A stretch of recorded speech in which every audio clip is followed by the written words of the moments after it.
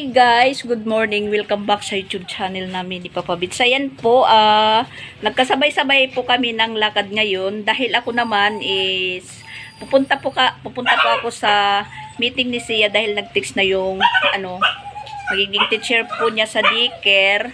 Alas 9 yung meeting namin. Tapos timing naman po, ngayon po yung alis nila Pix at Ronald. Pauwi sila ng Tacloban. Si Ronald nakabase na at saka si Pix naliligo pa. Si Sansan naman may practice. Ngayon din alas 9 ang alis. So bali sabay-sabay po kami maalis. So akong mauna dahil alas 9 talaga yung meeting sila. Alas 9 aalis dahil medyo malayo-layo pang bibiyahin nila sa Pulang Bato po sila sasakay. Papuntang Bilyaba.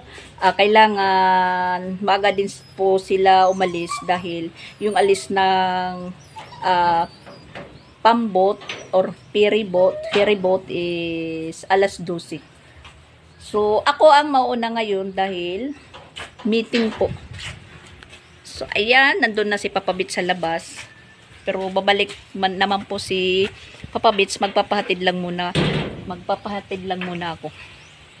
Nagkasabay-sabay po yung oras. So, bali, alis sila na nawala ako. Yan. Kasama ko si Sia para makita ng teacher niya. Tapos, dadaan muna kami sa school ni Chrislyn dahil maghahatid ng snack. Nakahanda na po yung motor na service nila. Yan, winashingan na po yan ni Pix. Napakahangin na naman. Yan, tapos na po yung meeting nila Sia. Nawala pa po kami dahil akala ko doon sa room yung pag-meeting. Hindi pala, dito pala sa barangay hall nila. At hindi ko naman po alam kung asan yung barangay hall dito sa sa Patag.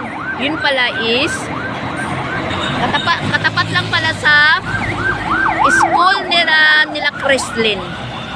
Yan, tambay lang muna kami dito sa gilid ng kalsada habang hinihintay namin si Papa Bits. Ayan po yung school nila Chrislyn, nandyan.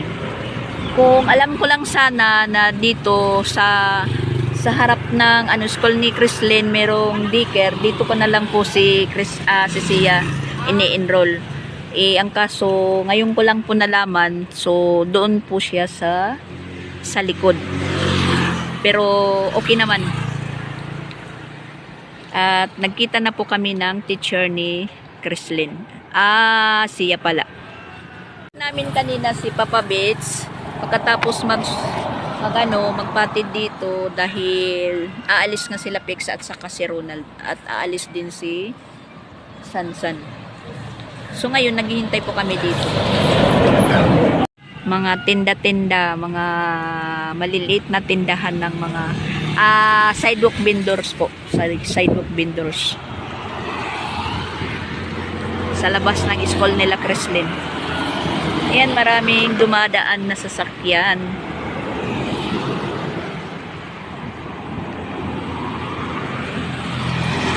Hindi pa dumadating si Papa Bits. Andyan na si Papa Bits, parating na. Nagdiretso po kami sa bilihan ng mga school supply para kay Chrislyn. Tapos diretso naman po tayo dito sa Don Pablo dahil may kukunin po kaming itlog na in-order po ni Mama Walin kay May Timang. Pagkatapos namin dito sa Don Pablo, pupunta po kami sa isang store kung saan po kami kumuha ng mga babaonin ng mga bata. Nag-order doon si Mama Walin. Nakapasyal din po kami dito. Walang tao sa bahay dahil nagsialisan na po sila. Dito si Titing. Nandito na po kami sa bahay. Sobrang init po sa labas. Galing lang po kami doon sa merkado. Kinuha po namin yung order ni Mama Walin. Ayan, para sa mga bata. Snacks at saka baon nila. Baon, ulam sa pagpasok at saka mga gamit na ni Chrislyn. Ayan, kumpleto na po yan. Tapos yung kinuha po namin doon kila may timang. Yan, 2 tray na itlog. Tapos yung estudyante ko, ayan. Magpasok na po ako, guys. Meeting pa lang po, meron na po siyang snack. Tapos wala na po akong snack. Tapos wala akong pala nagpasalamat ako kay mama ng snack. Kasi hindi na lang kami papalit sa tindahan. Magpapasalamat daw siya sa mama niya sa snack dahil hindi na daw siya bibili sa tindahan. Pero yung snack na sinasabi po niya yan, yung price, tapos siyempre yung mga hotdog, mga ulamin, etc. etc. Kasi mama, papa ang bahala dyan. At ayan po guys, sobrang tahimik na po ng bahay namin dahil umalis na sila Pix at saka si Ronald. Umuwi po sila ng Tacloban muna dahil may tratrabahoin. Takyawan. Pagkatapos ng trabaho nila, babalik naman po sila dito. Tapos si Duday, sabi ni Mama Dak, dadala daw si Duday dito, sabi ni Mama Dak. Kasi sabi ko kay Ronald, pag umuwi sila dito, sama lang muna si Duday. Dahil yung mama ni Duday, partner ni Ronald, is nag-aaral din. So, papagbakasyonin lang muna dahil pagka October, uuwi naman din po si Ronald, tsaka baka makasama rin po din ako. Tingnan lang po natin yung sitwasyon ng panahon, araw, kasi eleksyon na po sa amin sa October. Hindi ko lang alam po kung anong pizza. Basta ano na po, barangay eleksyon po. Ganun ba? Barangay eleksyon sa amin sa Tacloban. Ngayon, dumaan po kami doon kila May Timang. Kawawa naman po si May Timang dahil yung balitauhan na lang po niya is yung best friend niya si Melinda, si Titing. Tapos si May Timang naman, di naman po kada araw may klase. Siguro mga 3 araw, 2 araw lang po yung face to face niya. Although may module siya, nakakapag-assist din siya sa Don Pablo niya. Meron naman magiging katulong din ni May Timang sa Don Pablo kasi yung kapatid ni Alreds papapuntahin dito, tas dito na rin papag-aralin dahil hindi naman araw-araw papasok. Kasi yung kapatid ni Alreds parang natatamad na pong mag-aral doon sa amin sa Tacloban, iwan ko sa kanila. Tapos si Alreds hindi pa naman makakapag-duty ngayong araw dahil kagabi lang po dumating, nagpapahinga pa. Kaya ngayon, ang gagawin po natin, maglilinis naman po tayo sa kabahayan. Anuhin po natin yung mga labahan natin. Siyempre, yung mga ginamit nila Pix at Ronald, lalaban natin yung mga kumot na para pagdating nila uli dito is malinis na. So, solo flight na naman po tayo. Tahimik na naman po yung kabahayan. At lalo na sa Lunes, umpisa na po yung yung klase ni Sia, pero hindi naman pa magklaklase dahil kasi hindi po ako nakaklaro ngayon sa meeting namin dahil yung speaker nila parang hindi klaro yung boses. Tapos marami kasi 3 section po ng daycare. Kasi yung nagmeeting yung pinaka-head ng daycare, bali pinagtipon lang kung ilang piraso na po yung mga estudyante sa 3 teacher ng daycare. Yun nga, parang naintindihan ko lang na mapapasabak po tayo sa pag-daycare ni Sia dahil marami pong activities. Pag maraming activities ng bata sa mga ganong edad, activities na po din ng mga parents yan. Jaran! Marami po tayong ligpitin. Ayan, yung higaan dito ni... Asan na ba? Ang higaan ni Ronald, higaan ni Pix. Siyempre, ayusin po natin yan. Kahapon, nakapaglinis naman po ako sa mga salamin. So, ngayon, panibagong, naman po tayo. Linis. Yan yung katulong ko. Naglilinis naman kami. Lilinis. Yung lumboy nila, yan iniwan. Labakaran ni Ronald. Ay, susiya! Hindi pa nga tayo nakakapag-umpisa. Ayan, nag-ano ka na ng tubig dyan, nagkalat. Pag umiinom, wag lakad ng lakad. Mabuti hindi yan napunta sa sa bigas.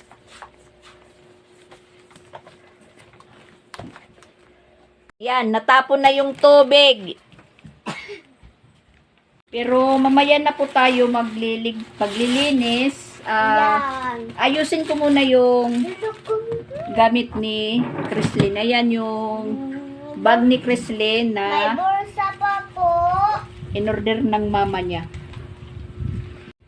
Susulatan natin muna ng pangalan ni Chrislyn, pero ang sabi ng teacher, hindi pinapasulatan dito sa harap, sa likod lang. So, yung gagawin natin is dito sa pinakalikod lang. Yung maliit lang na pangalan ni Chrislyn.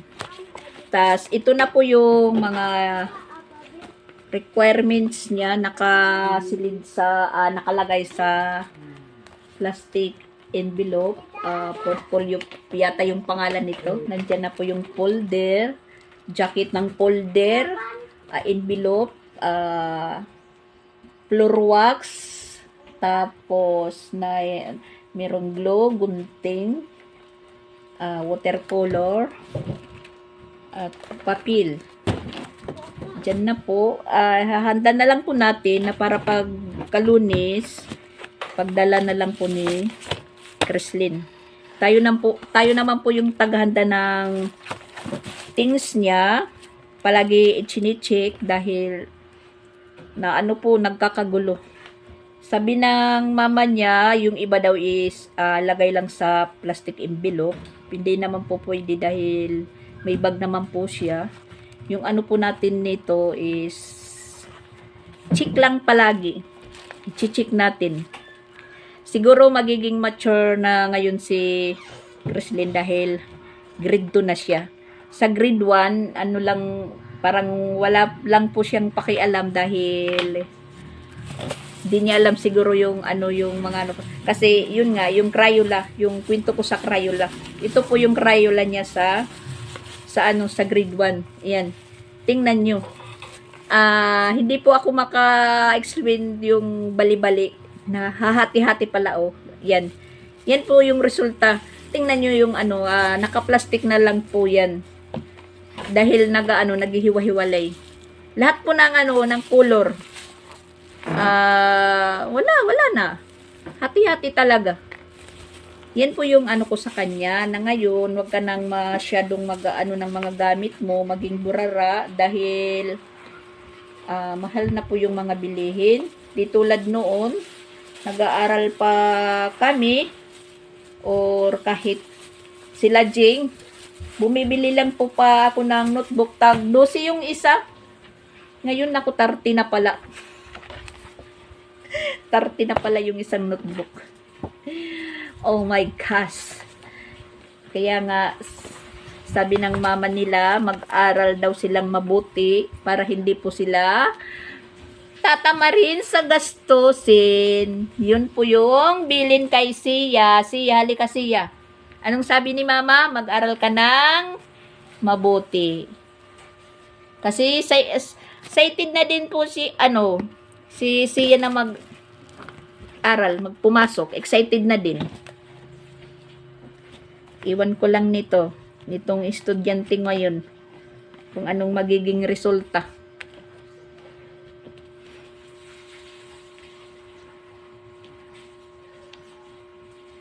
Ito muna yung asikasuhin natin. Maya-maya na po tayo magliligpit. Nakatid naman po tayo ng pagkain at saka snack ni Chrislyn.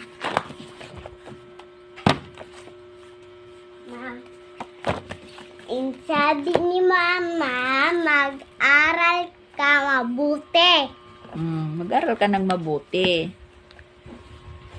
Shout out nga pala dyan kay Ma'am Elvera Velasquez watching from Japan. Hello po, shout out kay Ruli Mariano from Kawayan City, Bulacan. Shout out po. Thank you for watching. Sabi nila, silent viewer sila. Nagpapa-shout out. Hindi naman po nagsabing nagpapa-shout out. Shinout out ko lang po sila dahil mula daw mag-umpisa akong mag-vlog, palagi silang nanonood. No, skip the vlog na pinanonood nila. And then, si Sir Ruli, kilala mo po kami. Lahat kilala mo. Mga anak ko kilala mo. Taga saan ka ba talaga, Sir Ruli? Kompleto po yung mo. Kompleto po yung details mo sa amin. Pangalan, middle initial, tapos ganun. Thank you po, Sir Ruli. Thank you po. At saka kay Ma'am Elvira. Yan, parang teacher na po tayo nito.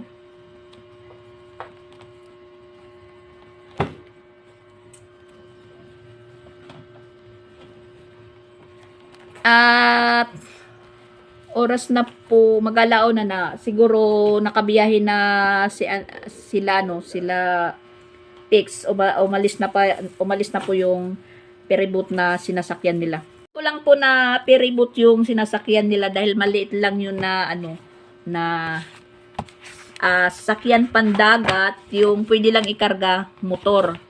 Hindi pwede yung mga malalaking behikulo. Mga truck, basta puro lang motor single. Yun lang. Tas mga pasayeros, syempre. Alis noon, alas 12. Ngayong alas 12, mag-alauna na nga. Dadating yun sa Bilyaba, alas 3. Tapos, bibiyahin naman po sila pa Ormoc. Then, Ormoc na to Tacloban. Tapos, dadating po sila sa bahay, mga 7 or alas 8 ng gabi.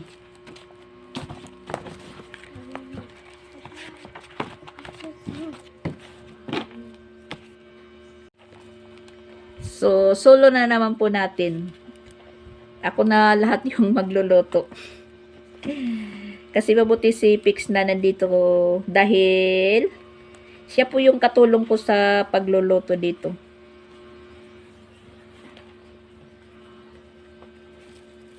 At mabuti na po na wala ako dito, umalis sila dahil pag may umalis talaga, hindi ko maiwasan na mapaluha po tayo. Iwan ko na lang kung bakit ganon. Wala lang, parang na ako na yung ano ba yung sa Tagalog yung namimingaw? Guys, sa Waray, namimingaw. Magtulog ka ma. Namimiss agad.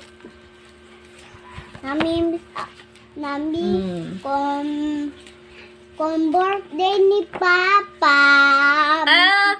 Happy birthday pala sa papa ni Sia ngayon dahil birthday po niya ngayong September 1. Yun, walang handa yung papa nila dahil yung sildo ng papa nila pinadala po sa kanila.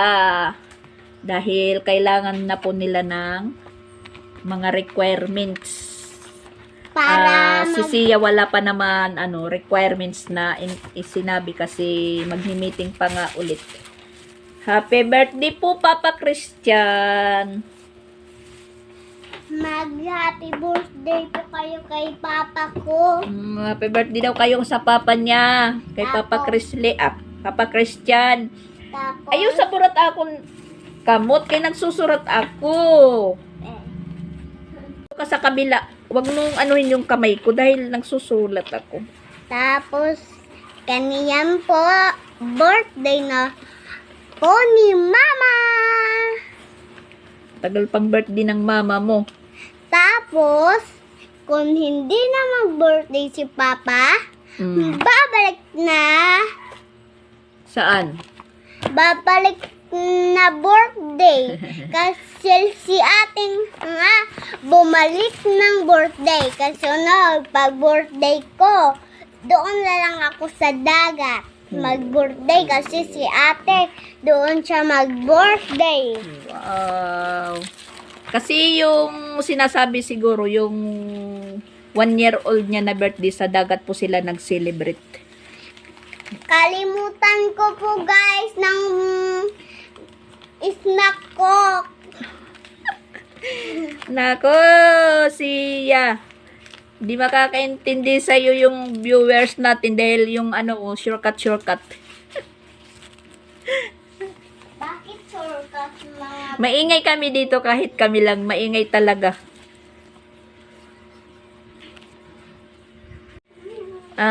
Shout out din dyan kay Ate Betty Puquinto. Ingat-ingat lang po sa biyahe. Ingat lang po Ate Betty. Kay Ate Sonia dyan na palaging nanonood din sa lahat po ng mga subscriber, Maribel Diaz, Maritis Chay. Shout out po sa lahat po ng mga nanonood po sa vlog ko. Hindi na lang po natin isa-isahin. Basta shout out po sa inyong lahat. Sa pagsuporta sa munting channel namin po.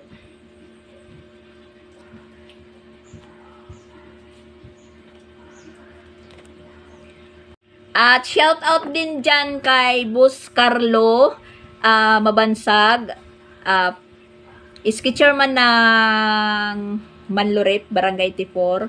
Salamat po, Boss Carlo, sa pasalubong mo sa akin. Pinasalubungan po niya ako ng tuba,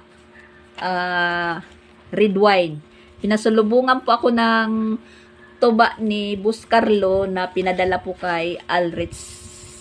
Wala pa po yan na yung tuba. Bali, kukunin ko pa doon kila May Timang.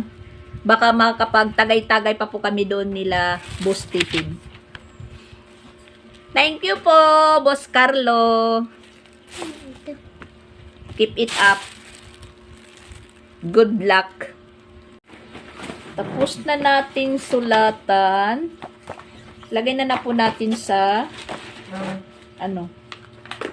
sa bag. Pag-uwi mamaya ni Chrislyn, masaya yun pag nakita na po niya yung mga gamit niya na kompleto na po. Bali, yung notebook nila? 10. 8 sa subject. Yan, by color yung nila, yung notebook. Hindi na po bibili ng art paper para balutin. Saka yan, may drawing book. May pasiner.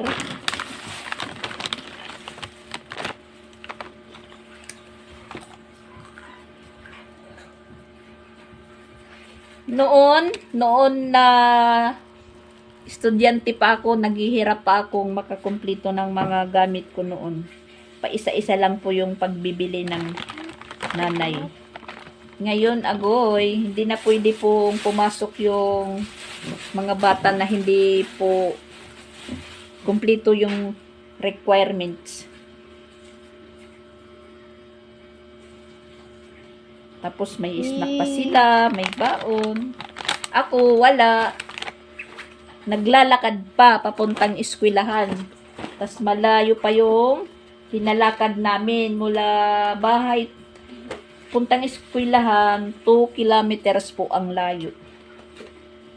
Hindi pa uso yung pedicab, hindi pa uso yun, talagang lakad lang. Mayroon naman po kaming bisikleta na malaki, minsan nahatid kami ng tatay, service ng paghatid ng mga tuba sa mga tinatidahan. Ang nangyayari, lakad lang po kami hanggang nakagraduate ako ng high school.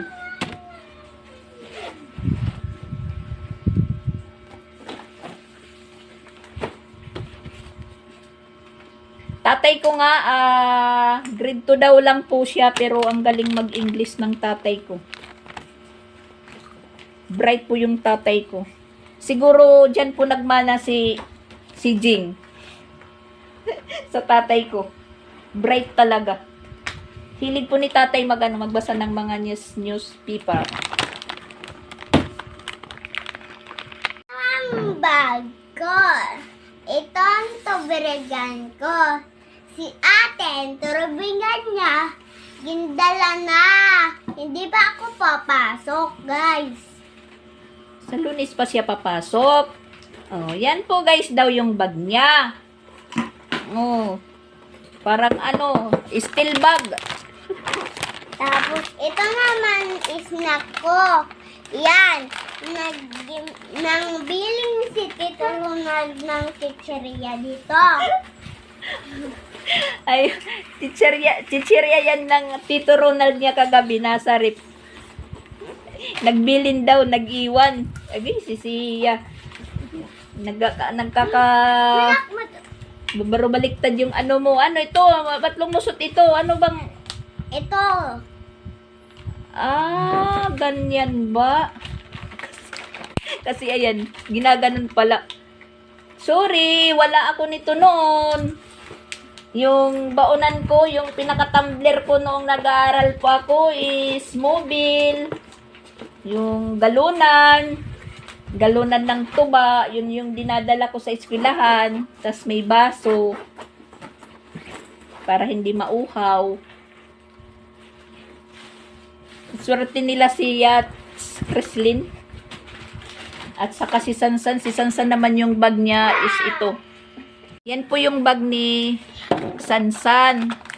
Hindi yan dinala ngayon kasi magpa-practice lang po sila para sa intrams sa September 6. Practice lang nila, walang klase. Guy! May bagong ligo si Papa Bits. Bigay po yan ni Tita Sonia kay Sansan nung magbakasyon po sila dito sa Tacloban. Galing sila ng Hawaii. Dalawa sila, si Ate Debbie, kaibigan po niya. Yan po yung bag ni Sansan. Thank you, Ate Sonia. Tapos, complete uniform pa sila. Tagdadalawa-dalawa yung uniform nila. Yung sa akin po, isang palda, isang pang itaas. Kailangan pag-uwi, galing eskwelahan, labhan mo, para pagkakinabukasan, maisuot mo. Ayun, hanggang makagraduar po ako ng high school. Isa lang naman po yung uniform ko. Nagiging sitro na po yung uniform ko dahil panay ang laba, panay ang plancha. Tapos yung plancha po namin noon, yung diuling. Hindi di kuryente. Kaya masasabi po natin sa mga estudyante na mag-aral mabuti, wag sayangin yung ano, yung Pagbilahan. ano ng mga magulang pagpupursigi. Talagang mag-aral ng mabuti. Kasi yung pag-aaral po ngayon, talagang masasabi natin na siguraduhin yung pag-aaral na makapasa lahat-lahat ng mga bagay-bagay dyan, kung ano. Swerte lang po yung meron. Kawawa yung wala. Pero lahat na, yung iba naman, kahit wala sila, nagpupursige naman po na mag-aral. Iniintindi na lang po yan kung ano ang mayroon. Pero parang nakakaano din po sa isipan ng mga estudyante pag kulang ka talaga ng mga requirements. Pero hindi naman po lang yung mga kakulangan kung ikaw po ay porsigido.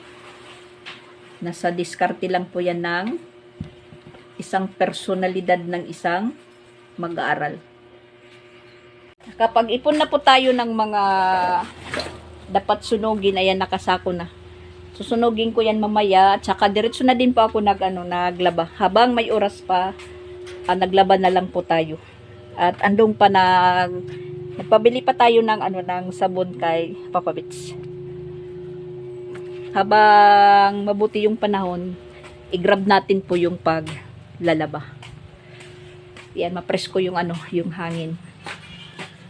Mapresko po yung hangin dito. Tahimik na po yung bahay. Kasi kami na lang. Pag nag-aral na siya, kami na lang ni Papa Bits.